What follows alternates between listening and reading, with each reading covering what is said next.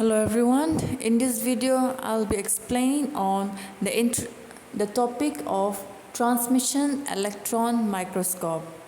Coming first to the principle of this transmission electron microscope, here a high energy beam of electrons is shown through a very thin sample, and the interactions between the electrons and the atoms can be used to observe features such as the crystal structures and features in the structure like dislocation and grain boundaries.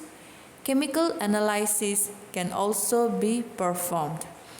The beam of electrons from the electron gun is focused into a small, thin, coherent beam by the use of the condenser lens.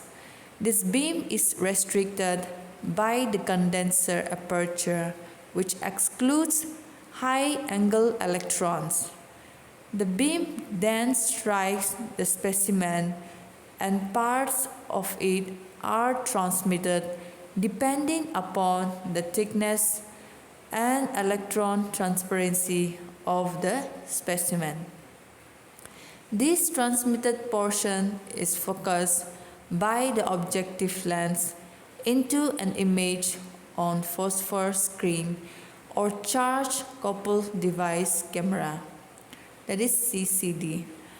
Optical objective apertures can be used to enhance the contrast by blocking out high angle diffracted electrons.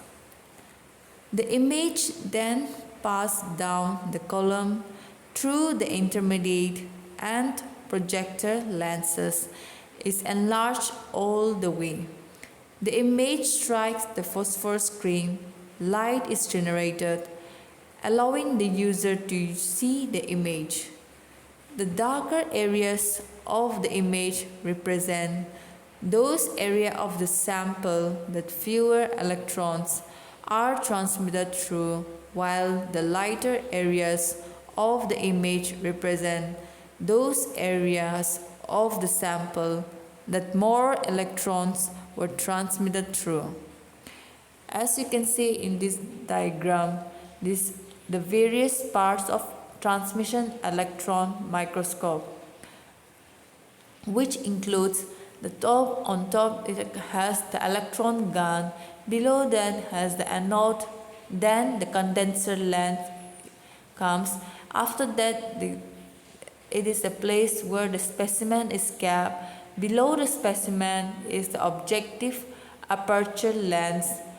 Below that is the intermediate lens, and then below that projector lens, and finally in the bottom fluorescent screen.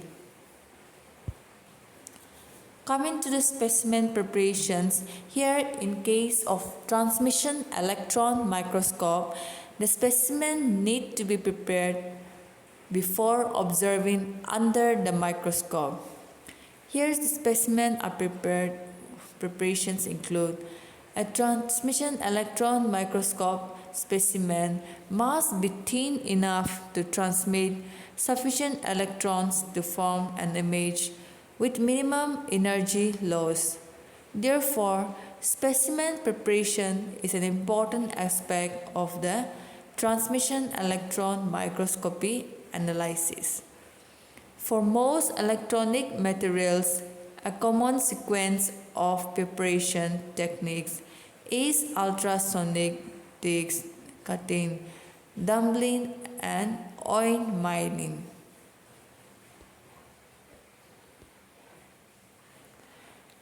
So this transmission electron microscope is an optical microscope which use technique in which a beam of electrons is transmitted through a specimen to form an image.